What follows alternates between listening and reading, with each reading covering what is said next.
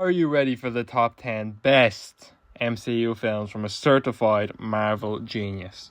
It's unfortunate to say that we all know the MCU has had some absolute bangers and some absolute stinkers, but let's see which are among the best of the best. And before any of you start giving out, Spider-Man No Way Home is not on it because it's garbage. Kicking off our list strong is the saviour of the Thor franchise, Thor Ragnarok. This film absolutely revives the character of Thor, leading on to the absolute brilliance that was Infinity War Thor. It's one of the few Marvel films that are genuinely funny. It has a compelling plot. The Asgard trio is just fabulous. I wasn't the biggest fan of Hela. Hulk was actually done. He was funny. I liked him. A hype at that post-credit scene leading into Infinity War. Oh, it was just perfect. Came out at the perfect time. Peak MCU. I only rewatched this last night and I was reminded that Valkyrie is actually a good character because I'm yet to see her again be in any way compelling.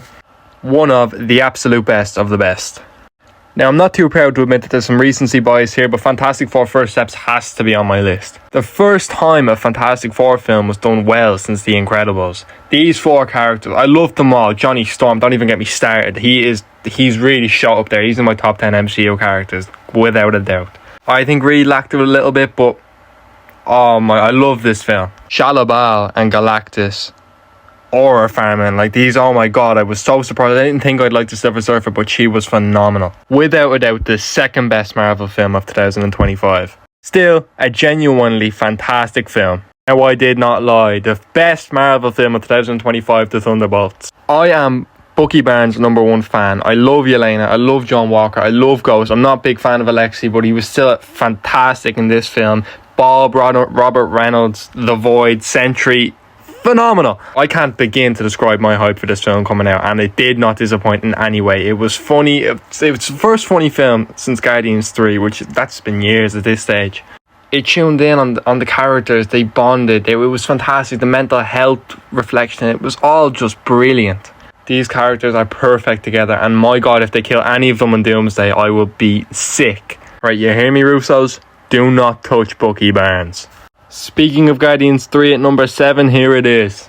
James Gunn perfectly, and I mean perfectly, capped off this trilogy with Guardians 3. I do think it was the weakest of the trilogy, just hinting at what's coming next, but it was still hilarious. Rocket Raccoon, oh my god, one of my favourite characters in the entire franchise. Absolutely heart-wrenching, and I do not say that lightly. I don't say that about many films, but this was just sublime. Gave this character the backstory he deserved, and under all that was Peter mourning Gamora, which was just, I don't know how he tied all this in so well, having to deal with the loss of Gamora at the hands of the Russos, but this film was just fantastic all around.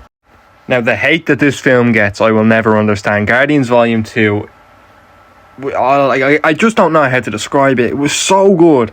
Coming off the back of the success of Guardians 1, James Gunn, he did not disappoint. This film was brilliant. Without a doubt, it was the funniest film in the MCU. Anulax batteries, Harbury batteries, One's blue, these jokes do not miss. The best beat drop ever in Groot. Baby Groot, by the way, marketing genius. Never mind Fantastic Four, this is Marvel's greatest family. Which is why I have the birth of this family at number 5.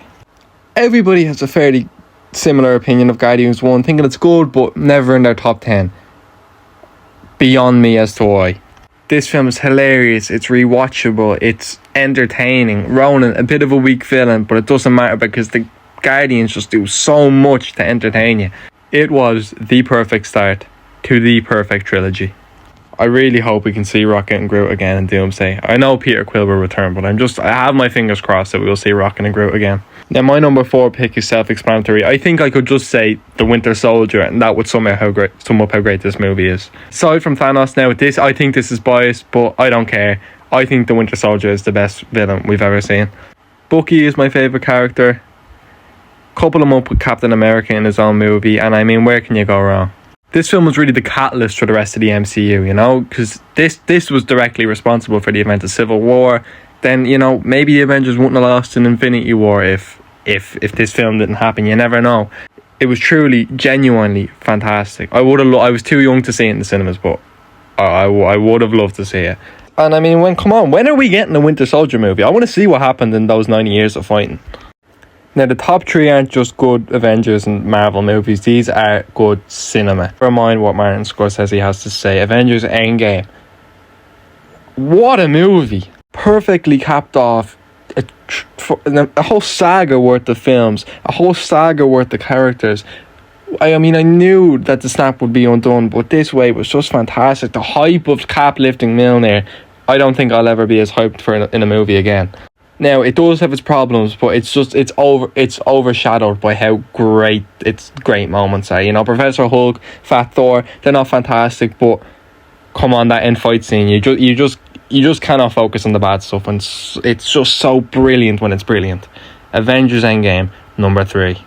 A lot of you will be angry to see here, but I don't care. Just narrowly beating out Endgame is Captain America Civil War. I mean, it didn't have the hype and maybe the funds that the other Avengers movie does, but this film was just, I'm lost for words. It has everything good about Captain America the Winter Soldier. It has everything good about an Avengers movie. Merge them together, and I mean, you just can't go wrong. Now, it has a lot of plot holes. I mean, the two sides of the team, I think there's 10 people fighting in the airport battle, and I'd say maybe 5 of them actually care about what's going on. The other 5 are just there for cinema. I don't care. It was hype. Watching this in the theaters was hype. Hype. What a movie Captain America Civil War was. Flawless. If this isn't the top of your list, I don't know what is, and I just think you're an idiot, because Avengers Infinity War, when I say Captain America Civil War is flawless, this takes it to a whole new level. The disbanded groups are all equally as entertaining. I loved all of the different kind of dynamics going on in space, in Wakanda, with Thor and Rocket. I mean, that was fantastic. Thanos' POV, we watched it through Thanos, which was great. So many people died.